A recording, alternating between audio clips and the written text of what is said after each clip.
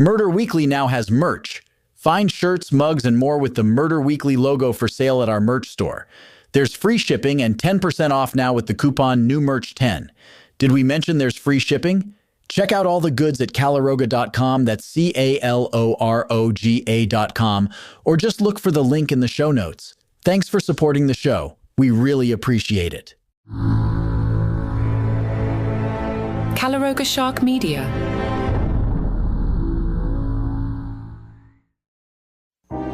Hello and welcome to Murder Weekly. This episode is titled The Convention Conspiracy Part 3, House of Cards.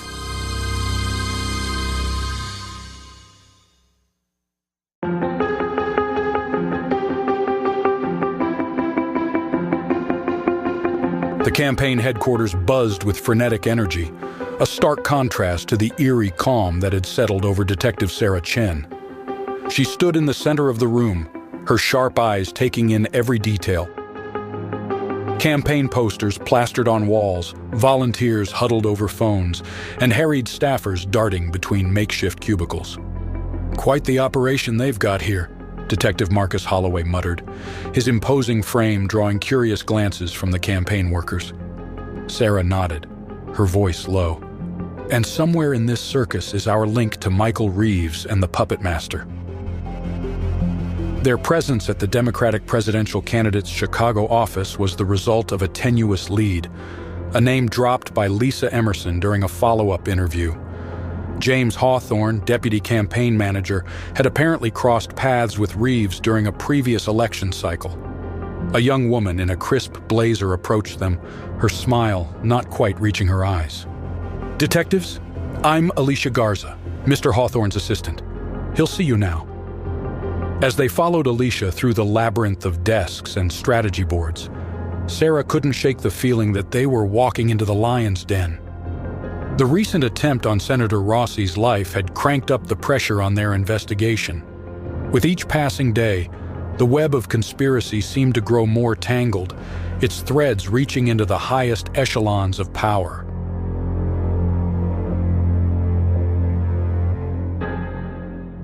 James Hawthorne's office was an island of calm in the chaotic sea of the campaign headquarters.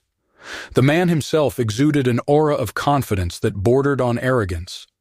He greeted the detectives with a politician's smile, all perfect teeth and practiced charm. "Detectives, what can I do for Chicago's finest?" Hawthorne asked, gesturing for them to sit.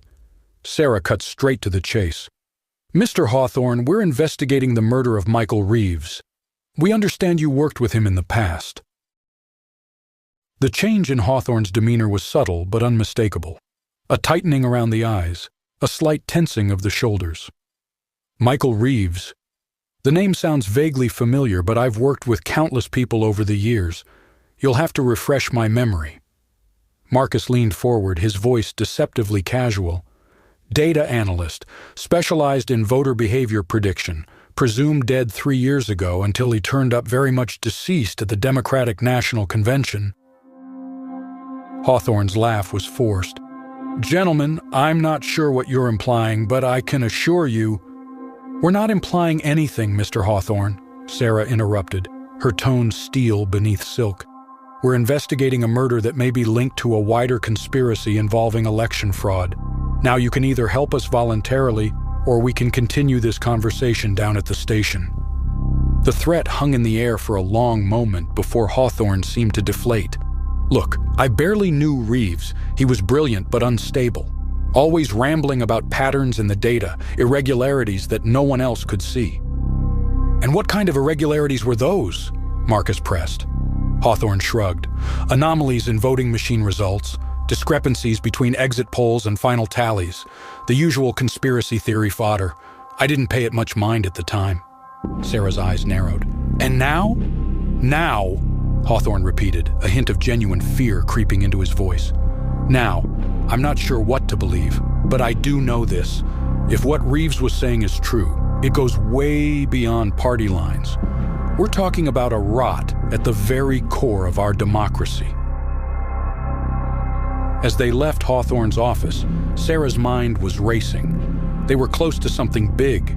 She could feel it. But with each new piece of information, the puzzle only seemed to grow more complex.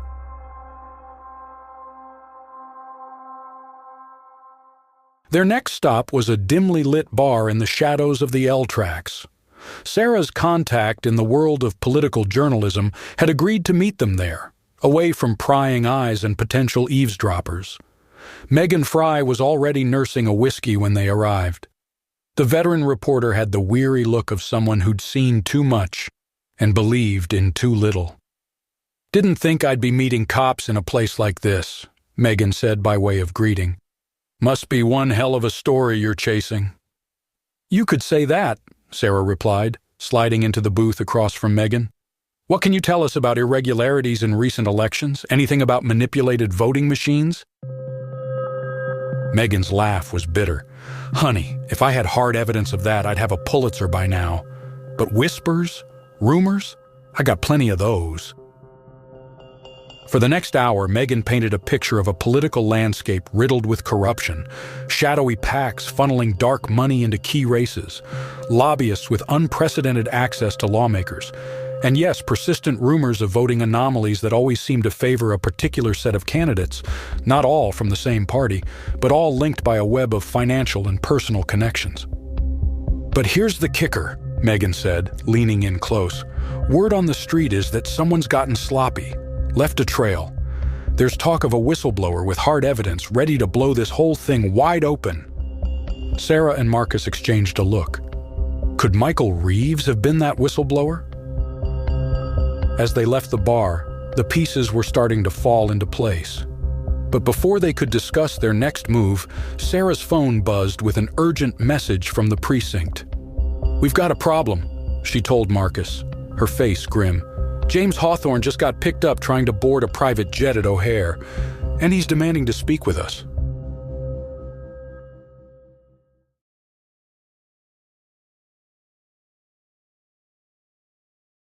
The interrogation room felt smaller than usual, the air thick with tension. Hawthorne sat across from them, his earlier composure shattered. "I didn't have a choice," he said, his voice shaking. "They were going to kill me, just like they killed Reeves." "Who's they, Mr. Hawthorne?" Marcus asked. Hawthorne shook his head frantically. "I don't know names, it's better not to know names, but they're everywhere. Both parties, private sector, even foreign interests.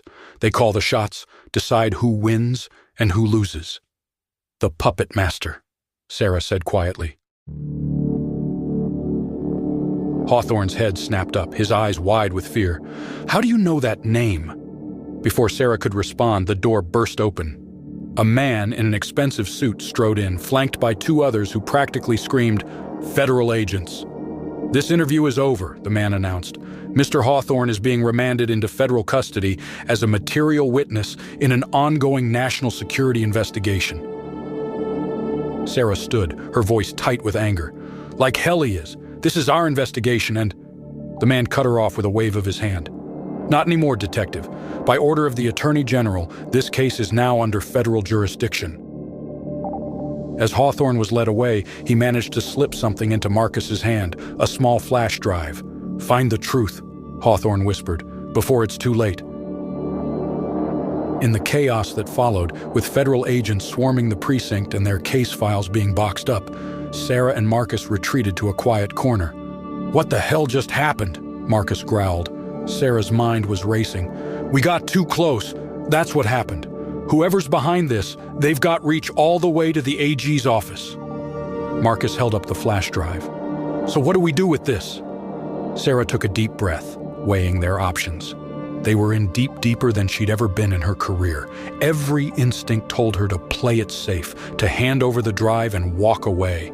But then she thought of Michael Reeves, of the conspiracy that had cost him his life, of the threat to the very foundation of American democracy. "We follow it," she said finally, "wherever it leads, whatever it costs." As they slipped out of the precinct, Sarah's phone buzzed one last time. Another message from an unknown number. "The game isn't over. The king is still on the board. PM." The puppet master was watching, and with the election looming, the final act was about to begin.